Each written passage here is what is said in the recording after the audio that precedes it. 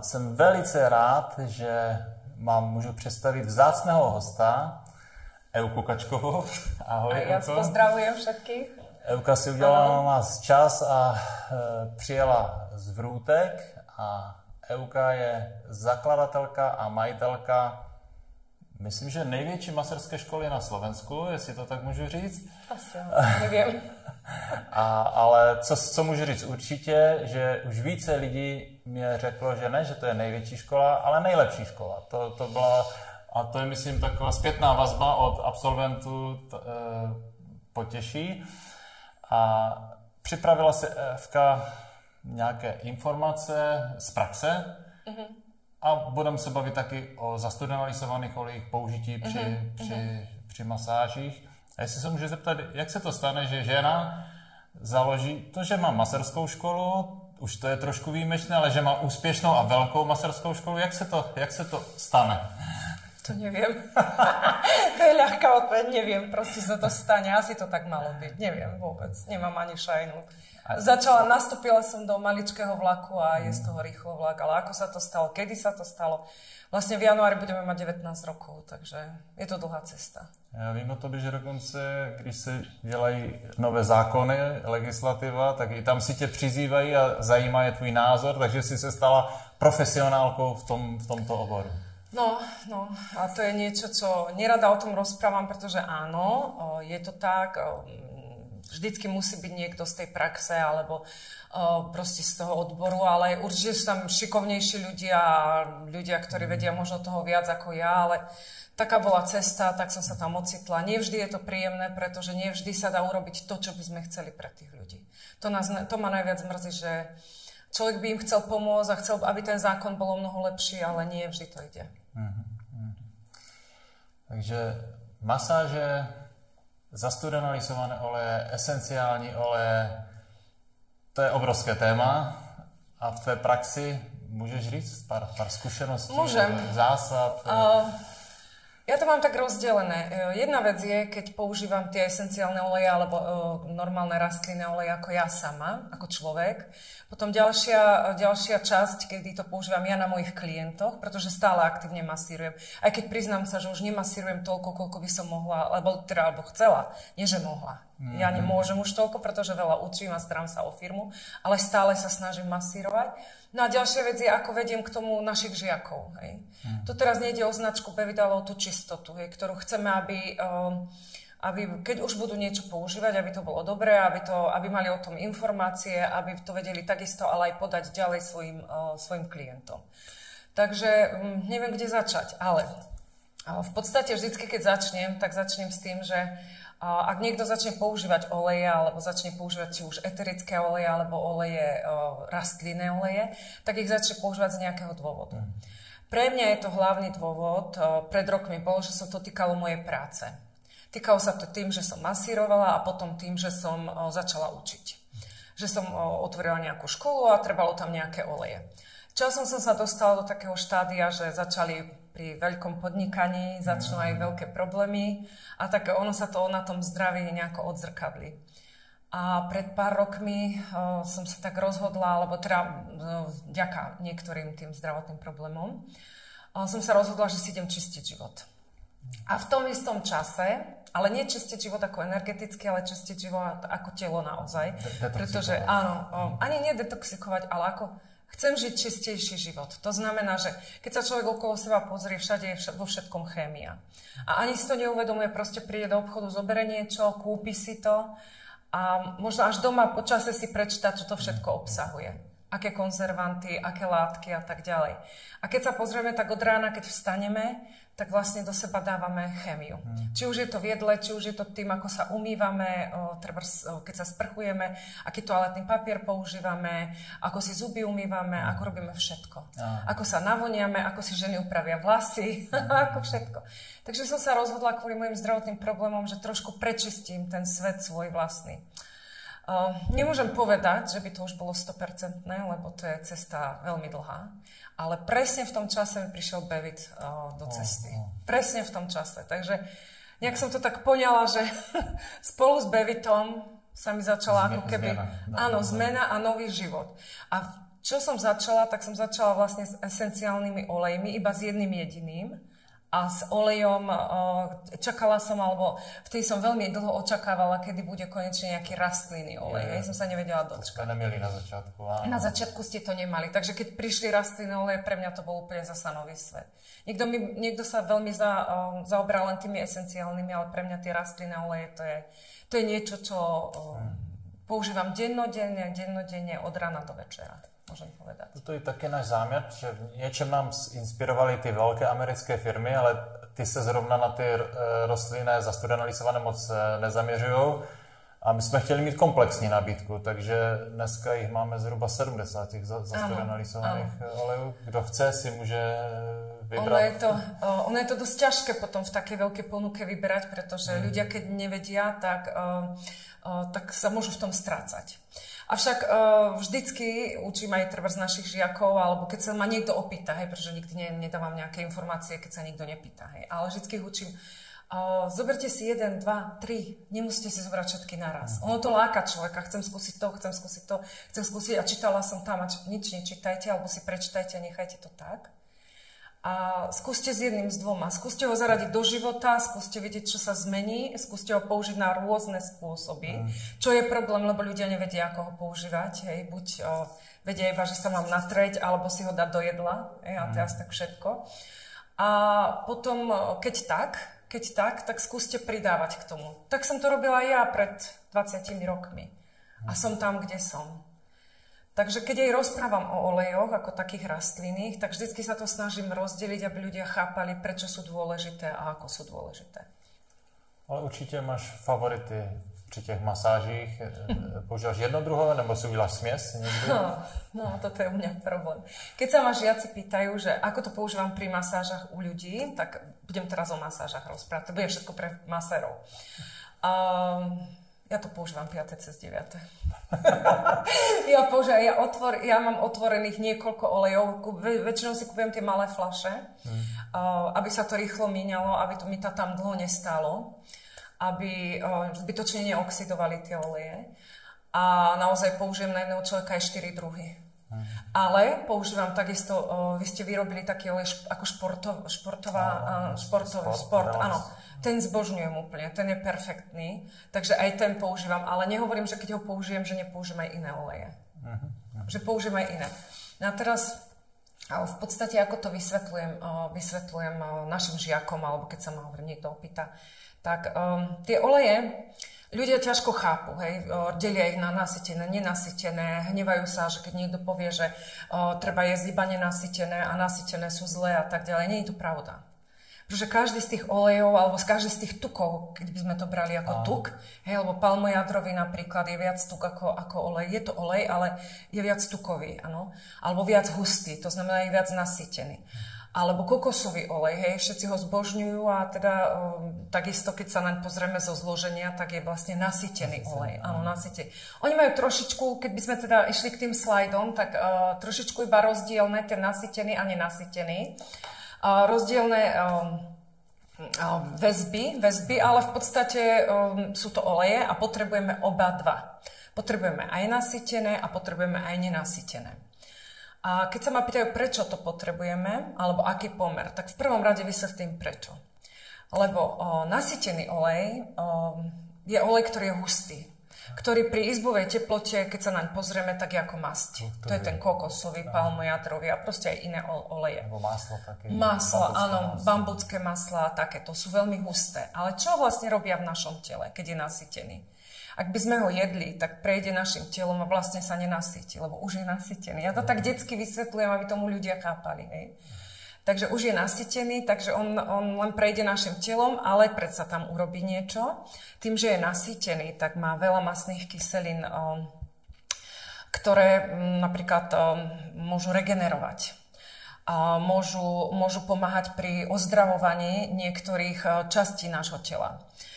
Napríklad, ja neviem, keď má niekto problémy s trávením, mal by jesť aj nasýtené oleje, pretože napríklad pomáhajú stenám čreva. Nejdem tu teraz do anatómie zabiehať, ako sú tam klky a ako sú tam rôzne iné veci, ktoré potrebujú, aby boli v dobrej kondícii, lebo keď nebudú v dobrej kondícii, tak nebudú na nich žiť baktérie, alebo budú veľmi krátko žiť. A keď budú veľmi krátko žiť, ukáže sa to na našom zdraví. Hej. Takže napríklad regenerujú steny čreva. Alebo regenerujú, keď napríklad je črevo príliš priepustné, tak tie medzery, ktoré vznikajú, tak dokážu ich zmenšovať a v podstate časom, dlhodobým používaním, nesmieme zabúdať na kumulačný efekt, ten je najdôležitejší, sa dokážu tie vyzdraviť, alebo dokáže sa zlepšiť treba tá priepustnosť toho čreva. Pretože veľmi priepustné črevo nie je dobré. Hej. Nechcem zachádzať do tej anatómie. Ale takisto oleje, ktoré sú nasýtené, vieme použiť, keď sa napríklad niekto popáli. Hej, to je moja špecialita. Keď pečiem, to môj manžel by vám vedel povedať, mám všade samé jazvy, lebo proste sa vždy popálim. Takže používam nasýtený olej a prípadne si tam na to nejaký eterický olej a nepoužívam nič iné. Hej. Veľmi rýchlo sa to hojí, pretože tie nasýtené oleje sú práve regeneračné voči pokožke. A takisto ako znútra, takisto aj zvonka. Ibaže, keď ich budeme zase veľmi veľa používať alebo veľmi veľa konzumovať, tak zase je to zle pre naše srdce. A málo kedy sa vysvetľuje, prečo srdce. Čo má srdce spoločné s tým, že ja niečo zjem a ako sa to dostane do srdca. Tak len také jednoduché vysvetlenie, to tak skôr malým deťom vysvetľujem, že každý tuk, ktorý zjeme, každý jeden tuk, ktorý zjeme, tým, že vlastne ide do čriev a spracováva sa a tak ďalej, tak máme tu na takú lymfatický systém, má takú cisternu chýli, to sa volá, to je taká veľká uzlina a do tej uzliny sa vlastne ten tuk dá a z tej uzliny ide hrudným jazykovodom do srdca. Takže každý tuk, ktorý zjeme, to je jedno, či je na stene alebo nie na stene, prechádza najprv srdcom a potom ide tam, kam potrebujeme. Takže preto je tak veľmi pre srdce zlé. Samozrejme, ak máme málo tých správnych tukov, tak potom aj tie bunkové membrány nefungujú, ako by mali v našom tele. No a takže, keď by sme si zobrali ten nasýtený tuk, tak je výborný na regeneráciu. Budete mať spálenú pokožku v lete, tak ho môžete používať. Budete mať suchú pokožku, teraz v zime od kúrenia, alebo od krbu, alebo od vyšľahanej jak sa to povie, snehom alebo proste vetrom v zime, tak veľmi dobre urobí vlastne trváš bambucké maslo alebo kokosové maslo alebo nejaký taký tuhý tuk. No a takže on keď príde do nášho tela, on sa tam nenasýti, on tam iba porobí niečo, čo treba a ide von. Druhý, to sú tie nenasýtené. A samozrejme, to je veľká chemický rozbor by sme mohli urobiť, ale je to úplne zbytočné teraz. Ale ja to tak ľahko vysvetlím. Keď vôjde k nám do tela, tak sa nasytí. Lebo on je hladný, je nenasytený. A čím sa nasytí? Nasytí sa vlastne voľnými radikálmi. Že naviaže na seba tým, že je rýchlo prchavý, naviaže na seba voľné radikály. A v podstate pomôže vyviesť z nášho tela von. Čo je, myslím si, že pre každého veľmi dobré. Hej. No a v podstate každý, ako ich zbadáme, hej, už som vravila, že tie nasýtené sú tie, ktoré sú husté. A tie nenasýtené, čím menej nasýtený, tým je rečí. Takže všetky tie oleje, ktoré sú riedučké, tak sú vlastne nenasýtené. Ale tie sú napríklad výborné práve kvôli omega mastným kyselinám 3, hej, trojke. Áno, trojke, ktorá vlastne má na starosti aj bunečné membrány. A tieto bunečné membrány, pokiaľ nebudú mať dosť omega-3 mastných kyselín, hej, to zachádzam zase do takého trošku, ale pokiaľ nebudeme mať dosť 3 mastných kyselín, naše bunečné membrány nebudú fungovať dobre. A čo sa potom deje? To sú nie len choroby, akože že človek by bol často chorý, alebo človek by bol nervóznejší, alebo že by sa niečo, to sú aj rakovina, to sú aj časté vírusy, časté ochorenia, zlé nálady. Tak ako aj u mňa napríklad tráviace problémy, lebo ľudia s tráviacimi problémami majú veľmi málo týchto omega-3 mastných kyselín. Preto som ja pred rokmi zvolila inú cestu a začala som sa tým zaoberať. Takže dôležité je príjmať obidva tuky, alebo obidva oleje, ale v správnom pomere. Niekde sa píše, že ten pomer 1:1, čo sa teraz robia rôzne výskumy, keď bude niekto chcieť, viem poskytnúť. Väčšinou sú všetky v angličtine.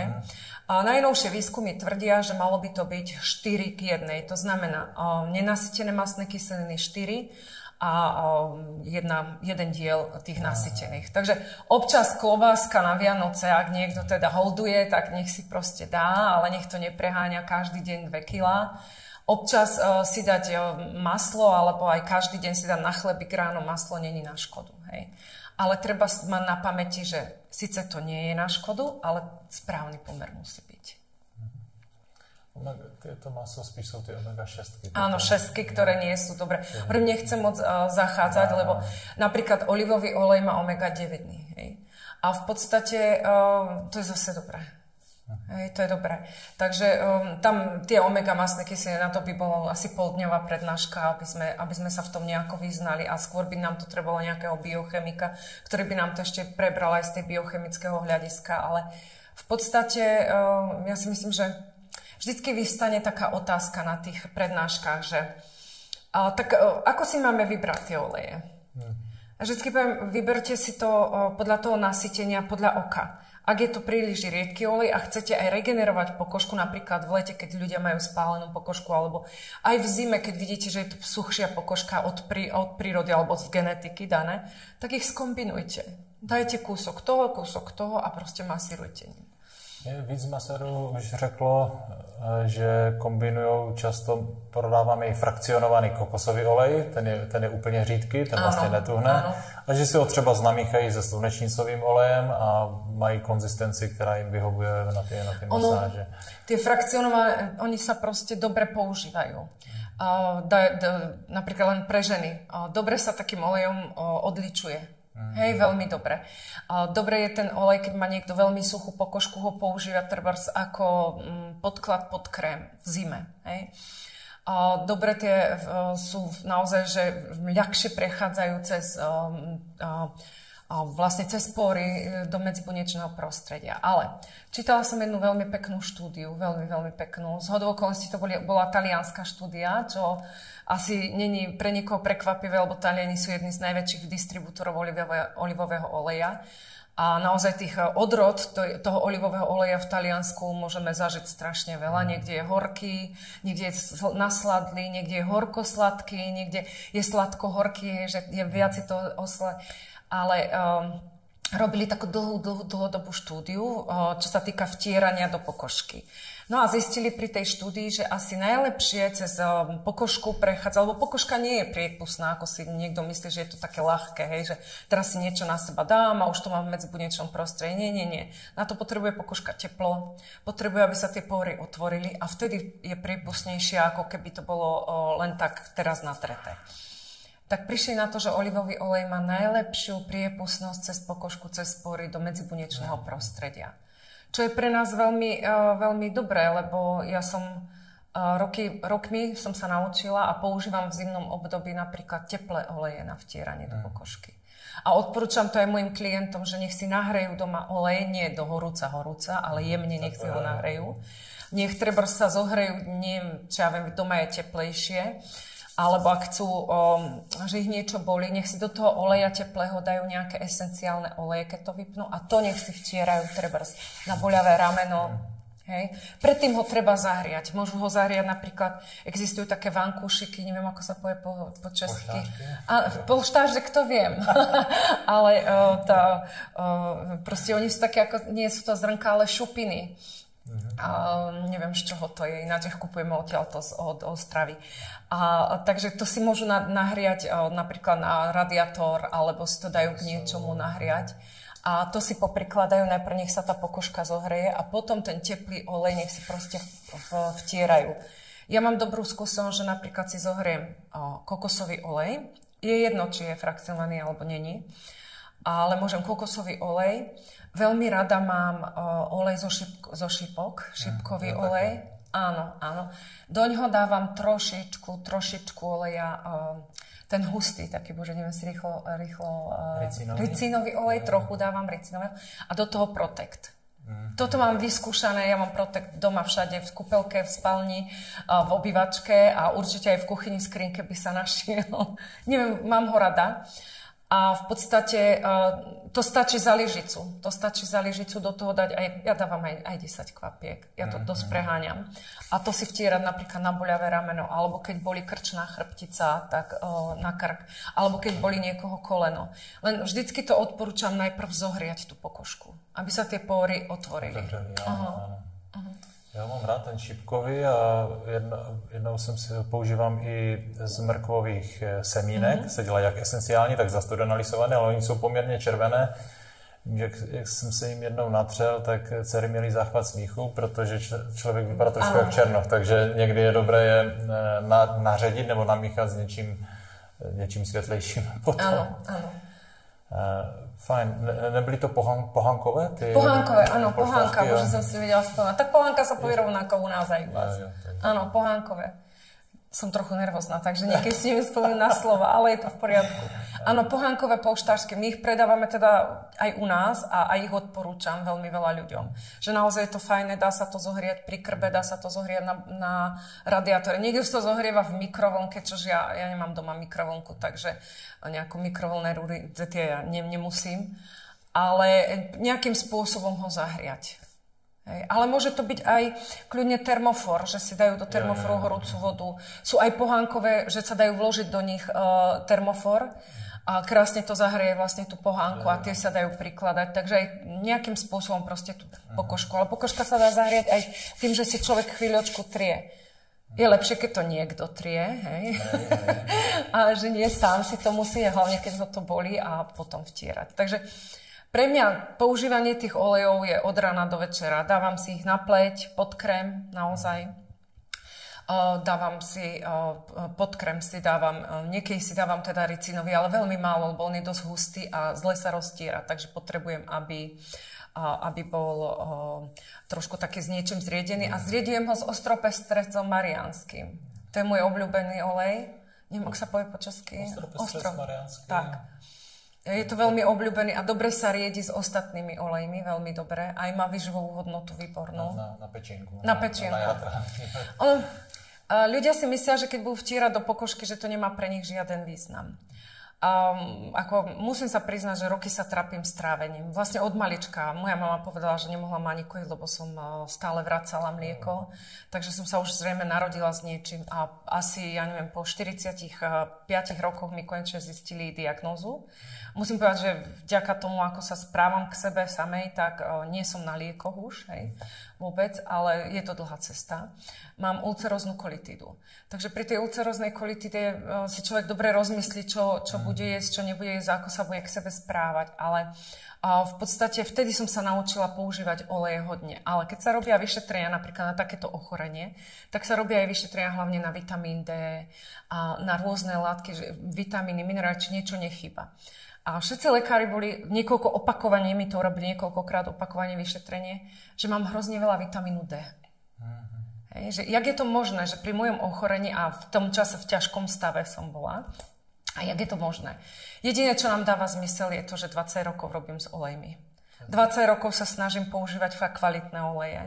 20 rokov ich vtieram týmito rukami. To znamená, že cez tú pokožku ten kumulačný efekt funguje. Lebo nie je ináč možné, nikdy som nebrala žiadne tabletky na vitamín D, u nás za z toho slnka toľko nie je.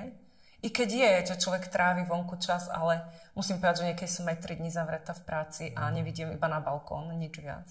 Takže myslím napríklad, ľudia zabúdajú na ten kumulačný efekt, že keď niečo používame veľmi, veľmi, veľmi dlho, tak sa to v tom tele ukáže.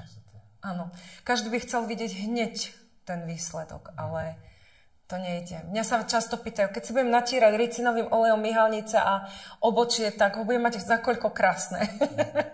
Neviem, natieram si to už asi 2 roky. Neviem, čo mám krásne, či nie. Samozrejme, že sa upravujem, ale určite vidím, že proste sa nejakým spôsobom drží v mojom veku. Takže asi to chce všetko čas. Často se ke mně dostávají i studie, které vypadají velice vědecky, ale jsou protichůdné. Čili v té oblasti těch zastudenalisovaných olejů člověk může najít názory nejrůznější. Někdo řekne, toto je výborné, a z druhé strany studie, která vypadá zajímavě, řekne, toto je úplně špatně. Taky někdy se k tobě dostávají tyto věci. Podle mě jediná varianta, protože například olej z konopí, prostě podle mě je to super potravina, ale i tady ty super výrobky, když se přeženou, tak by taky mohly škodit. Takže jako ve všem je třeba najít tu rovnováhu. Ja som prepla som slide ako v tomto čase posledný, ale to je jedno. Keď som šla sem, tak som pozerala si na Facebooku nejaké veci a mám tam jednu moju priateľku, je to zároveň moja lektorka, zároveň je to človek, ktorý sa zaoberá bevitom, je to známa osôbka, Ivka Stolariková. Ona je taká úplne iná ako ja, hej, ale veľmi si rozumie, je to taká spriaznená duša moja, a ju pozdravujem. A Ivka má takú skupinu na Facebooku, kde si vytvorila ľudí okolo seba, ktorým sa páčia esenciálne oleje, ktorým sa páči bevit a niekedy tam radí, niekedy sa pýta a položila tam teraz jednu otázku. Ja sa potom vrátim k tým olejom, len mi pripomeň, ale ono to nadväzuje. Že ľudia jej často hovoria, alebo niekto jej to povedal, teraz si už nepamätám, jak to bolo presne, že keď niečo nám smrdí, alebo niečo nám necítime sa s tým dobre, že práve to potrebujeme. No a teraz vo mne to akože, vrátim sa naspäť k tým olejom, že keď niečoho sa používa veľa alebo málo. Ja som nad tým začala uvažovať asi v roku, ja teraz si nepamätám, dcera mala vtedy 6 rokov alebo 7 rokov, 6 alebo 7 rokov, má 23, takže koľko je to rokov dozadu. Som študovala aromaterapiu, vtedy to ešte bolo s Adelou Zrubeckou a tak. A v podstate som rozmýšľala, veľa vecí som sa tam naučila a rozmýšľala som, ako mi môže niekto tvrdiť, že keď niečo mi smrdí, že mi to urobí dobre. Hej. Tak začala som skúšať, takže som preháňala s niektorými olejmi, že som treba používala len kokosový olej. Časom sa to človeku aj zunuje, aj myslím si, že telo prirodzene sa začne proti tomu brániť. Časom človek, keď zase príliš veľa strieda, tak telo sa začne upínať na niečo, aby sa to buď upokojilo, alebo aby to, čo má to niečo, napríklad povedzme ten konopný olej, tak sme doplnili do tela. Nezaoberám sa tým, že či mám používať veľa alebo málo, alebo tak. Ja hovorím všetkým, že ja 5. cez 9. ale není v tom zmetok. Mám vyslovene oleje, ktoré používam skoro stále. To je ako ostropestrec mariánsky, šipkový olej a slnečnicový olej. To používam na telo. Tie sú také, že po väčšinu času ich používam a tie prekladám niečím iným. Ja si myslím, že keby sme sa naučili počúvať samých seba, a to není šiestý zmysel. Nie. Naše telo nám povie, čo potrebujeme. To nie je len naše telo ako naše telo, že by sme povedali bunečné membrány alebo mikrobióm, ktorý žije na našej pokožke. To je mikrobióm, ktorý žije v nás, pretože keď na niečo máme chuť, tak to je hlavne ich chuť. Hej? A to málo ľudí vie. Ale naše telo vie presne, čo mu chýba. A keď my to nechceme počúvať, lebo ono aj spoločnosť je hodne pretechnizovaná. Veľa máme všetci všetkého, veľa. Ja som tiež rada taký technický typ. Niekedy necítime to vnímanie, nemáme také. Tak samozrejme dáme to do pozadia a ideme. A čítam si niekde článok, že konopný olej a budem ho používať stále. Tak toto nefunguje. Čo musím povedať, u nás je doma používaný najviac do kuchyne olej olivový. A vždycky, keď môžem, tak proste si ho kúpim priamo od pestovateľa. Tento rok som terorizovala môjho manžela, 2000 km sme išli autom na dovolenku, aby som ja mohla odtiaľ doniesť 25 litrov oleja, aby som si mohla doniesť odtiaľ mať taliansku múku a tak ďalej. Lebo pre mňa je ten olej základom, čo sa týka kuchyne. Hej. Ale samozrejme, že použijem v kuchyni aj iné. My jsme ten olivový dlouho neměli. Ta nabídka je široká, dokonce jsem četl názory, že patří mezi 3 nejpančovanější potraviny na světě, takže člověk musí mít zdroje a vědět, kde je dobrý, ale pak nakonec jsme našli dodavatele z Kréty, z Řecka, který patří mezi takové ty hořké právě a to mám ráda. Fantastický poměr kvality a ceny je vlastně za dobrou cenu, takže máme ho také nabídce, ten olivový olej. Olivový olej poznám už 31 rokov, má môj syn, tak minimálne 30 rokov. 30 rokov a vlastne som žila v krajine, kde si ho sami vyrábajú, kde sú olivové háje na každom kroku pomaly. A mali sme, keďže som žila v rodine, takže sme mali lis, s ktorým sa ťažil olivový olej, takže viem presne, ako sa to robí, keď to robia domáci a človek asi už podľa tej chuti, tým, že som ho tam mala stále, tak aj trošku vie, ktorý je pančovaný, alebo ktorý je s niečím zmiešavaný, alebo ako je spracovaný. Oni to napríklad robia aj tak, že keď vyťažia ten olivový olej, ktorý je fakt zastudený, lisovaný a tak, a chcú ho používať v kuchyni, tak trebárs nehajú oni to dávajú do takých bandasiek, trebárs, no nehajú ho stáť na slnku 2-3 dní. Otvorený, nehajú ho stáť na slnku, tam prejde nejaký proces a v podstate potom ho pozavierajú a odložia. Keď som sa na to pýtala, prečo to tak robia, to je 30 rokov dozadu, tak mi povedali, že v podstate musí tam prejsť nejaký proces toho tepla. Oni mi to vysvetľovali takým zložitým spôsobom, ale pochopila som to, že je fotosyntéza a tak ďalej. A vtedy sa z neho stane pokrutinový a môže sa používať v kuchyni. Hej. Takisto obyčajný list, my sme mali ešte v tom čase kamenný list, čo je veľká vzácnosť teraz už, tak list bol postavený, vždycky sa začalo lisovať skoro ráno, keď bolo ešte chladno. A potom na to cez deň svietia, tá zmes sa tam nehala, svietilo slnko a v podstate potom sa zase podvečer točil a to už bol vlastne olej, ktorý sa mal používať v kuchyni. Pretože bol mierne zahriatý.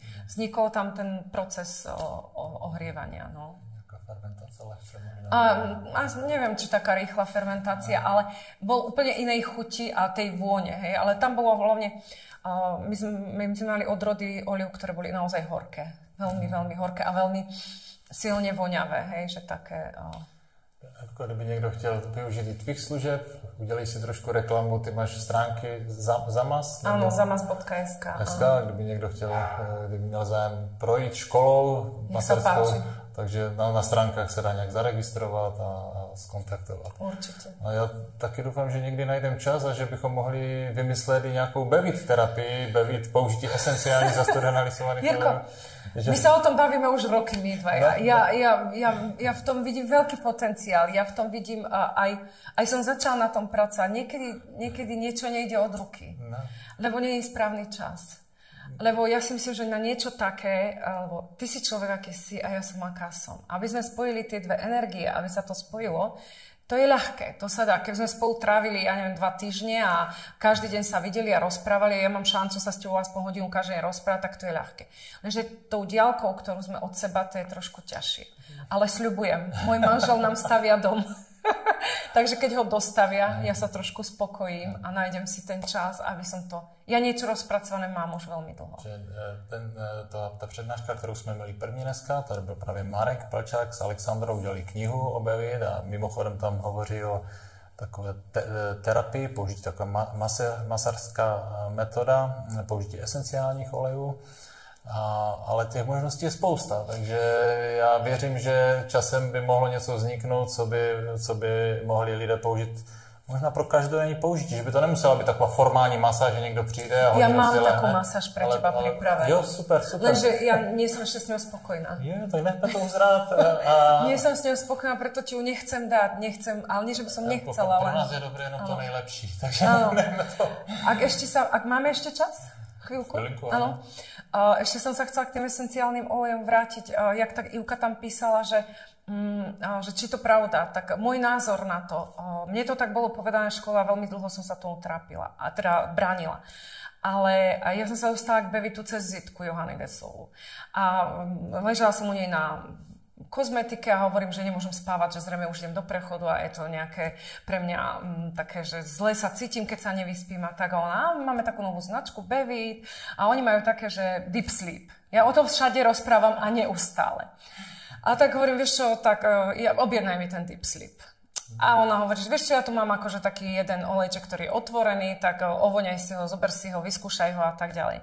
Ja som sa zaregistrovala hneď v ten deň a urobila som veľkú, hneď aj objednávku. Mne ten olej strašne smrdel. Ja som ho neznášala, ja som ho nechcela, ale v rámci toho, že som sa tak voľakedy učila, som si povedala, musíš to prekonať v sebe, skús, možno ti to naozaj pomôže. Ja ho milujem teraz. Ja neviem, či to naozaj tak funguje. Ja neviem, ale mám s tým osobnú skúsenosť s 2 olejmi. Jeden je teda ten Deep Sleep, ktorý som nemohla ani cítiť asi 2 týždne. Ale zabral ti, že si proste začala... Zabral mi. Používam ho dodnes. Mám tu manžela, môže potvrdiť, máme ho pri posteli. Ideme na dovolenku, ide všade so mňou. Neexistuje bez neho ísť na krok, ak mám spať niekde inde. Takže zaberá dodnes. Hej. To nie je, že to prestal zaberať. A druhý bol eukalyptus. Po dvojitej operácii môjho nosa som ho nenávidela. Hej, pretože tam sa dávajú také eukalyptové tie obvezy. Ja ho proste mám rada teraz. Neviem prečo, začala som robiť dýchanie podľa Wima Hofa a zaoberám sa tým a zrazu mne začalo voňať. Takže niečo na tom bude pravde, že tie esenciálne oleje asi, ktoré nám moc nevoňajú, že ich nejakým spôsobom potrebujeme. On obsahuje ten Deep Sleep, ten valerian. Valeriana, a to tak smrdí, Jestli máš kočky doma, tak těm to zazvoní. Áno, máme. A jdou za tím Deep Sleep. Jasné, valiajú sa z toho, jasné. Nesmiem to robiť, dcera to nemá rada, keď to kvapkám proste a oni potom šalejú z toho. A ja keď masírujem, tak ja používam, každý výrobca alebo každý predajca upozorňuje, nesmiete používať esenciálne oleje priamo na telo. Ja si myslím, že tu nás sme ľudia, ktorí si vieme povedať tie skúsenosti. Ak sa bojím, ja sa totiž to každého klienta spýtam, že či nie je alergický, to je moja prvá otázka, okrem ostatných kontraindikácií, či nie je alergický na niečo a tak ďalej. Bo ak mi povie, že má nejaké ťažké alergie, tak esenciálne oleje idú preč a robím len so zmesami rastlinných. Ale ak mi povie, že nie je alergický, tak niekedy je to Sodoma Gomora, ale používam strašne veľa olejov naraz. Kvapka z toho, môže to byť aj zmesy, aj jednodruhové oleje. Nerobím to podľa toho, že čo sa mi práve páči a tak. My musíme vnímať 2 veci. Ak pracujeme s klientom, akúkoľvek terapiu, keď robíme, alebo masáž, alebo ja neviem, kozmetiku, alebo čokoľvek, že pedikúr by niekto robil s olejmi. Akúkoľvek terapiu, keď sme pri nej prítomní a natierame to, alebo to nejakým spôsobom dávame používať tomu klientovi, ide to aj do nás. Voniame to aj my a používame to zároveň s ním. Na toto ľudia zabúdajú. Hej? Takže aj keď masírujem niekoho a by som kupovala lacné oleje, tak vlastne ubližujem sebe. Hej. Nie je, že len tomu, čože ten klient, to je, on za chvíľu odíde. Ale ja keď celý deň pracujem s takým olejom, tak vlastne ubližujem sebe. Ďalšia vec, keď sa ruky zahrajú, takisto sa póry otvoria. A takisto to ide do môjho tela aj cez tie póry. Nie len tým, že to nadýchujem a ide to na pľucné alveoly. Takže niekedy proste naozaj sa riadím tým, ako sa v ten deň cítim. A myslím si, že tí klienti chodia ku mne preto, lebo som to ja.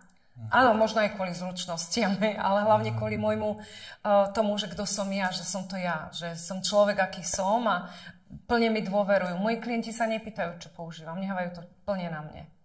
A kvapkám to priamo na telo. Priamo. Výborně.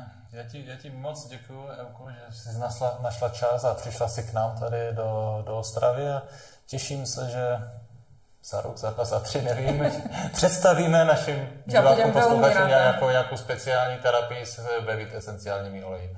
Takže děkuju. Ďakujem aj ja veľmi pekne za pozvanie. Ďakujem.